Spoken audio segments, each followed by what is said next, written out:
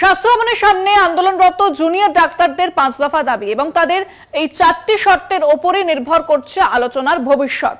রাতভর ধর্নার পর আজ সকালেও একইভাবে নিজেদের দাবি চলছে, তাদের এই দাবিতে চলছে স্লোগান।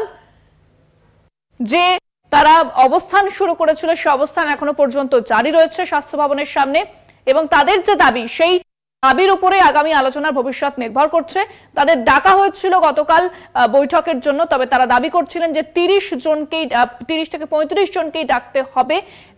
তাই এখনো পর্যন্ত সেই জট কিন্তু কাটেনি। স্বাস্থ্য ভবনের সামনে জুনিয়র ডাক্তারদের আন্দোলন জারি রয়েছে।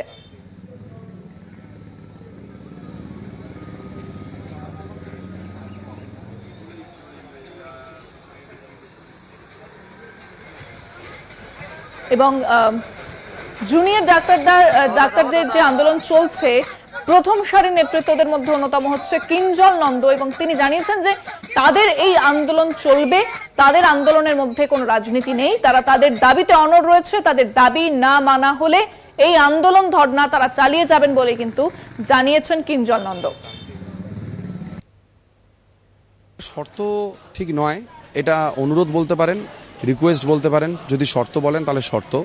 অবভিয়াসলি আমাদের যে 5 দফা দাবি সেই দাবিগুলো নিয়ে আলোচনা করতে হবে এবং লাইভ স্ট্রিমিং করতে হবে এবং অন্ততপক্ষে 30 জন আমাদের অ্যালাউ করতে হবে। কারণ আন্দোলনটা শুধুমাত্র কয়েকটা মুষ্টিমেয় কলেজের নয়, আন্দোলনটা সমস্ত মেডিকেল কলেজের, সর্বোপরি সমগ্র মানুষের আন্দোলন।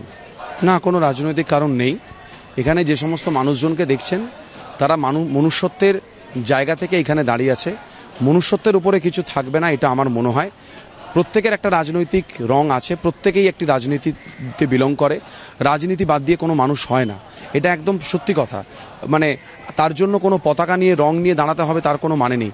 কিন্তু এই সব কিছুর পেছনে দাঁড়িয়ে মনুষ্যত্ব বলে একটি ব্যাপার আছে। সেই মনুষ্যত্বের জায়গা থেকে, অধিকারের জায়গা থেকে মানুষজন রাস্তায় এসছেন, এর মধ্যে কোনো রাজনীতি নেই। ঠিক যেভাবেই আমাদের ধর্ণা চলছে সেইভাবেই চলবে, যতক্ষণ না আমাদের কোনো রকম কোনো কথা দাবি মানা হচ্ছে।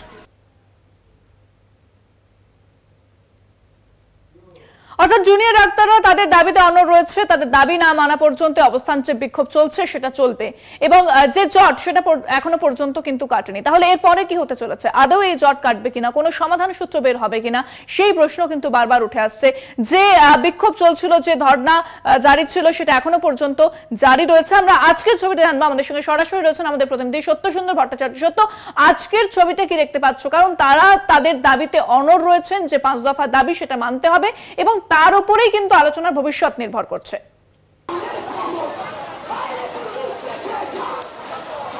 দেখো, আন্দোলনরত যারা জুনিয়র চিকিৎসক রয়েছেন তারা ইতিমধ্যেই তাদের তরফে যে ইমেল মুখ্য সচিবকে পাঠিয়েছেন, সেই ইমেলে কিন্তু তারা যে 4টি শর্ত উল্লেখ করেছেন, সেই 4টি শর্তের মধ্যে কিন্তু তাদের যে 5 দফা দাবি, সেই 5 দফা দাবিকে মান্যতা দিতে হবে এমনটা কিন্তু উল্লেখ করা হয়েছে।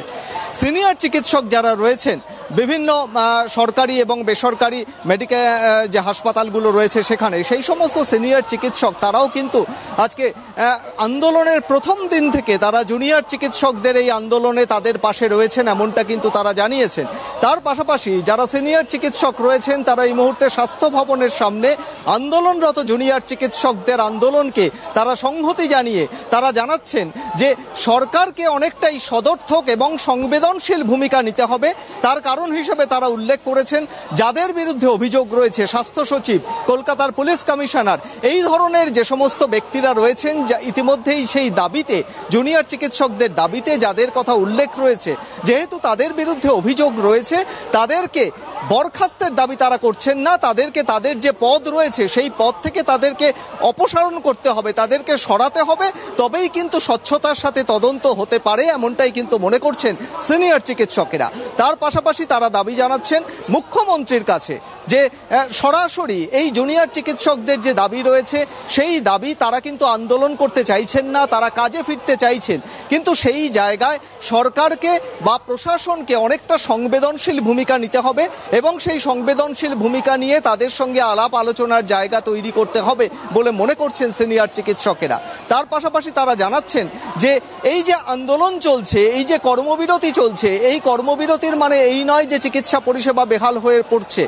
সিনিয়র চিকিৎসক যারা তারা বলছেন তারা সরকারি হাসপাতালে যেরকম পরিষেবা দিচ্ছেন এই মুহূর্তে বেসরকারি হাসপাতালেও সমানভাবে পরিষেবা দিচ্ছেন। কিন্তু একটা বিষয় হলো, যদি কোনোভাবেই এই দাবি পূরণের ক্ষেত্রে জুনিয়র চিকিৎসকদের উপর কোনো রকম শাস্তিমূলক ব্যবস্থা নেওয়া হয়, তাহলে আগামী দিনে সরকারি হাসপাতালের পরিষেবার পাশাপাশি বেসরকারি হাসপাতালেও কিন্তু একটা কর্মবিরতির পথে যাবেন, এমনটাই কিন্তু জানাচ্ছেন সিনিয়র চিকিৎসকেরা। সেক্ষেত্রে মুখ্যমন্ত্রীর কাছে সিনিয়র চিকিৎসকদের সরাসরি তারা আবেদন করছেন যে এই গোটা পরিস্থিতি যাতে সংবেদনশীলতার সঙ্গে এবং গোটা বিষয়টি যাতে জুনিয়র চিকিৎসকদের যে দাবি রয়েছে সেই দাবিগুলো যথেষ্ট ন্যায়সঙ্গত বলে মনে করছেন সিনিয়র চিকিৎসকেরা, এবং সেই ন্যায়সঙ্গত দাবি পূরণের লক্ষ্যে সরকার যাতে বা প্রশাসন যাতে সংবেদনশীল ভূমিকা পালন করেন সেই বিষয়টিও কিন্তু আজকে উল্লেখ করেছেন। আন্দোলনরত যে সমস্ত জুনিয়র চিকিৎসক রয়েছেন তাদের পাশে দাঁড়িয়েছেন সিনিয়র চিকিৎসকেরা। তারা মনে করছেন যে গত 32-33 দিন ধরে যেভাবে এই আরজিকর মেডিকেল কলেজ হাসপাতালের নির্যাতিতা তরুণীর ধর্ষণ এবং খুনের ঘটনায় যেভাবে কর্মবিরতি চলছে, যেভাবে আন্দোলন চলছে, সেই আন্দোলনের ক্ষেত্রে কিন্তু সরকারকে সদর্থক ভূমিকা নিতে হবে। কেননা ইতিমধ্যেই আলাপ আলোচনার জায়গা যে ক্ষেত্র সেটা প্রস্তুত করার ক্ষেত্রে যে ইমেল পাঠানো হয়েছিল মুখ্য সচিবের তরফে, তার কিন্তু একটা পাল্টা ইমেল পাঠানো হয়েছে এবং সেখানে 1, 2, 3, 4 করে যে 4টি শর্ত দেওয়া হয়েছে, সেক্ষেত্রে শুধুমাত্র শর্তটাই বিবেচ্য নয়, যে দাবিগুলো 5টি দাবি জুনিয়র চিকিৎসকেরা জানাচ্ছেন সেগুলো যথেষ্ট ন্যায়সঙ্গত, এবং সেই ন্যায়সঙ্গতর কারণেই কিন্তু সিনিয়র চিকিৎসকেরা এই দাবি পূরণের ক্ষেত্রে একেবারে সরাসরি জুনিয়র চিকিৎসকদের পাশে দাঁড়িয়েছেন। এবং সেক্ষেত্রে তাদের যে সমস্ত কথা বা তাদের যে সমস্ত দাবি সিনিয়র চিকিৎসকদের, তারা কিন্তু সেই দাবিও মুখ্যমন্ত্রীকে ইমেল মারফত পাঠাবেন, এমনটাই জানিয়েছেন এই সিনিয়র চিকিৎসকেরা। সেক্ষেত্রে সত্য যদি দেখি যে সিনিয়র চিকিৎসকেরা জুনিয়র চিকিৎসকদের পাশে দাঁড়িয়েছেন এবং তারা বলছেন যে কোনো পদক্ষেপ করা হলে কিন্তু তারাও কর্মবিরতির মতো এরকম একটা কঠোর পদক্ষেপ নেবেন। সেক্ষেত্রে যে চিকিৎসা পরিষেবার যে জট ক্রমশ বাড়ছে এবং জটিল থেকে জটিলতর হচ্ছে, আজকে এই সিনিয়র চিকিৎসকদের মন্তব্যের পরে কিন্তু সেটা আরো স্পষ্ট হচ্ছে।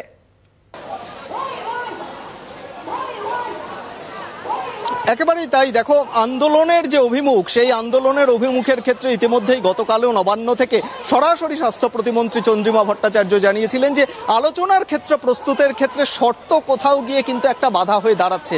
অর্থাৎ শর্তকে সামনে রেখে আলোচনার ক্ষেত্র হতে পারে না, খোলা মনে আলোচনা হবে এবং সেখানে যথেষ্ট সহানুভূতির সঙ্গে বা যথেষ্ট গুরুত্ব দিয়ে এই দাবিগুলোকে দেখা হবে, এমনটা কিন্তু সরকারি তরফে গতকালই নবান্ন থেকে জানানো হয়েছিল। কিন্তু তারপরেও যে সমস্ত জুনিয়র চিকিৎসক তারা ইতিমধ্যেই কর্মবিরতিতে রয়েছেন, স্বাস্থ্য ভবনের সামনে গতকাল রাতভর ধর্ণা হয়েছে, সেই ধর্ণাতে এখনো কিন্তু তারা তাদের অবস্থানে অনড়। তারা মনে করছেন যে এটা শুধুমাত্র শর্ত নয়, তাদের দাবি। তার কারণ তারা মনে করছেন যে সরাসরি সম্প্রচার করতে হবে, বৈঠকে মুখ্যমন্ত্রীর উপস্থিতি প্রয়োজন এবং মুখ্যমন্ত্রীর উপস্থিতিতেই তারা তাদের দাবিগুলো জানাতে চান এবং সেক্ষেত্রে যে সমস্ত বিষয়গুলো আলোচনা হবে সেটা সরাসরি মিডিয়ার সামনে হবে এবং সেই জায়গায় যাতে ট্রান্সপারেন্সি বা স্বচ্ছতা বজায় থাকে সেই লক্ষ্যে কিন্তু তারা তাদের অবস্থানে এখনো অনড় রয়েছেন।